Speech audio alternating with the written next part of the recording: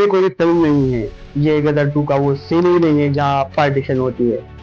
दोस्तों ये 2025 मुर्शिदाबाद पश्चिम बंगाल है, जहाँ लोग अपने ही घर से जान बचाकर भाग रहे हैं। सोचो एक वो दिन जब तुमने अपनी पहली बाइक खरीदी थी, एक वो सपना जब तुमने अपने बच्चों के लिए घर बनाया था, अपने लिए घर बनाया था, मेहनत करके एक घर बनाया था।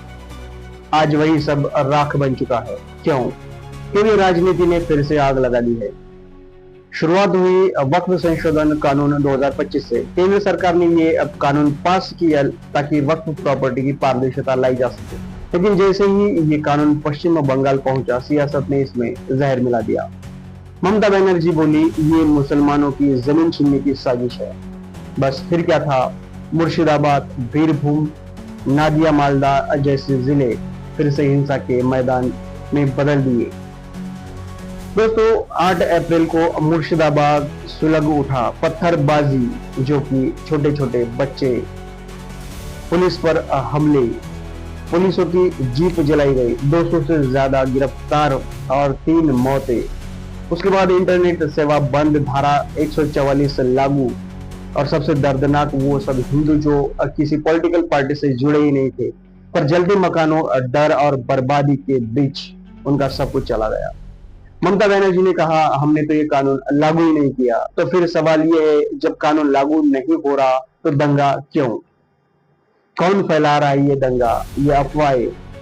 क्यों बार बार बंगाल हिंसा की चपेट में आता है?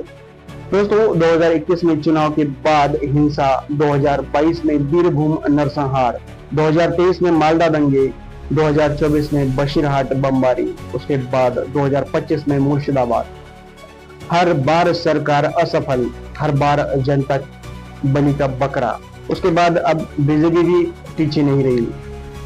शुभेंदु अधिकारी बोले ममता वोट बैंक के लिए बंगाल जला रही है। उसके बाद स्मृति ईरानी ने कहा ये कश्मीर पंडितों की तरह पलायन की शुरुआत है।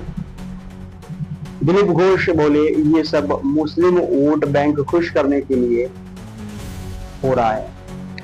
सवाल ये है, क्या ये सब बयान बंगाल की मदद कर रहा है या फिर आग में घी डालने का काम कर रहे हैं? ममता जानती है 30% मुस्लिम वोटर उनके लिए जिंदगी और मौत का सवाल है। उनका असर 70 से ज्यादा सीटों पर है, और बीजेपी जानती है हिंदू वोट को एकजुट करने का यही सबसे सही समय है।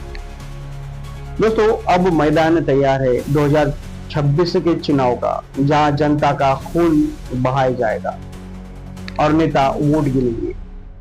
दोस्तों दंगे में कोई मजहब नहीं जलता, इंसानियत जलती है। किसी ने अपने बेटे को खोया, किसी का स्कूल छूट गया, किसी की दुकान जली, किसी की जिंदगी उजड़ गई। और दोस्तों नेता स्टेटमेंट देते हैं, पुलिस बैरिकेड लगाती है और आम जनता वो फिर से बिखर जाती है। तो सवाल ये है, क्या ये सब सिर्फ वक्फ कानून की वजह से हुआ या फिर से सिर्फ चुनावी साजिश का हिस्सा है? क्या टीएमसी और बीजेपी दोनों सिर्फ वोट बैंक के लिए सब खेल खेल रही है? और सबसे बड़ा सवाल, हम कब तक इन खेलों के मोहरे बनते रहेंगे? दोस्तों मैं केटी राठौड़ और मैं पूछता हूं, कब तक सियासत हमारे घरों को जलाती रहेगी? कब तक धर्म के नाम पर हम आपस में लड़ेंगे? अगर आप भी सच में चाहते हैं कि अब राजनीति इंसानियत से ऊपर न जाए, तो इस वीडियो को शेयर करो, अवेयरनेस फैला और सबसे जरूरी सवाल पूछना शुरू करो।